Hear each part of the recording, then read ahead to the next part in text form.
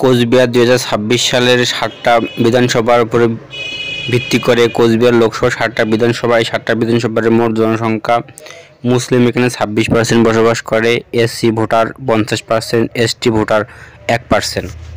কোচবিহারের লোকসভায় 7টি বিধানসভা, 7টা এক নম্বর মাথাভাঙ্গা বিধানসভা, কোচবিহার উত্তর বিধানসভা, কোচবিহার দক্ষিণ বিধানসভা, শীতলকুচি বিধানসভা, সিতাই বিধানসভা, দিনহাটা বিধানসভা, নাটাবাড়ি বিধানসভা মিলে কোচবিহার লোকসভা অন্তর্গত। 2026 সালে হাড্ডাহাড্ডি লড়াই হতে চলেছে এই 7টা বিধানসভায়। 2024 সালে কোচবিহারের লোকসভায় 7টা বিধানসভার কোন দল কয়টি বিধানসভা এগিয়েছিল? বিজেপি 3টে বিধানসভা এগিয়েছিল এবং টিএমসি 4টা বিধানসভা এগিয়েছিল।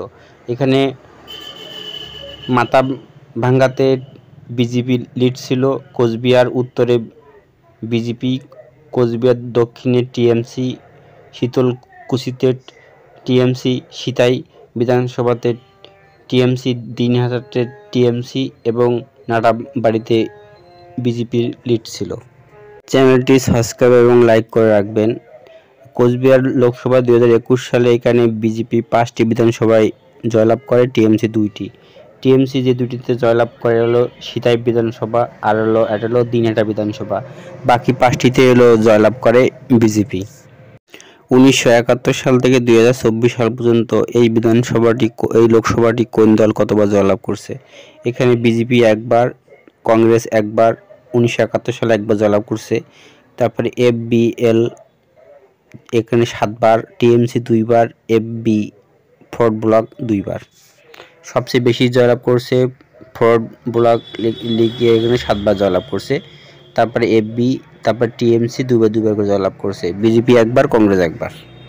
2024 সালের লোকসভা ভোটে আসনটি বিজেপির কাছ থেকে ছিনিয়ে নেয় টিএমসি জয়লাভ করে। টিএমসির প্রার্থী জগদীশ চন্দ্র বার্মা বসুনিয়া, তিনি ভোট পান 7,88,375 ভোট, 48% ভোট পান। তার টিএমসি 4% ভোট বৃদ্ধি পায়। বিজেপি হলো নিশীথ প্রমাণিক, তিনি ভোট পান 7,49,125 ভোট, 46% ভোট পান এবং 1% ভোট মাইনাস হয়। এখানে ফোর্থ ব্লক এফবি ভোট পান 30,000-এর মতন। তারপরে কংগ্রেস ভোট পান 10,000-এর মতো।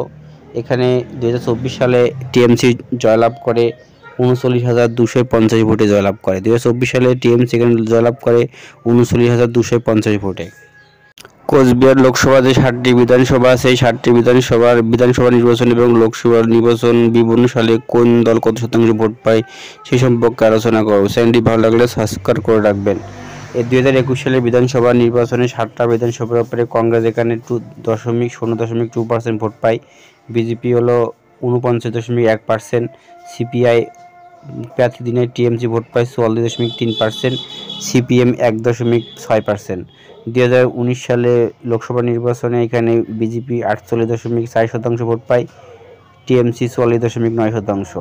2016 সালের বিধানসভা নির্বাচনে কংগ্রেস এখানে 5.3% ভোট পায়, বিজেপি পায় 12.3%, তারপর টিএমসি পায় 45% এবং সিপিএম পায় 15%।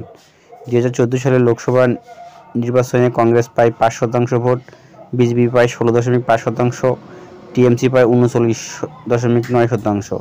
2011 সালে বিধানসভা নির্বাচনে কংগ্রেস এখানে 6% ভোট পায়, বিজেপি 4%, টিএমসি 32%, সিপিএম 18%। 2019 সালে লোকসভা নির্বাচনে এখানে বিজেপি পায় 5%, টিএমসি পায় 41%। অর্থাৎ এই কেন্দ্রে বর্তমান টিএমসি এবং বিজেপির শক্তিশালী সংগঠন হিসেবে পরিচিত। একসময় কিন্তু ফ্রড ব্লকের শক্তিশালী সংগঠন ছিল, কিন্তু বর্তমান টিএমসি এবং বিজেপির মধ্যেই লড়াই হবে। দেখা যাক 26 সালে 7টার মধ্যে কোন দল কত শতাংশ ভোট পেতে পারে। চ্যানেলটি ভালো লাগলে সাবস্ক্রাইব করে রাখবেন। ধন্যবাদ।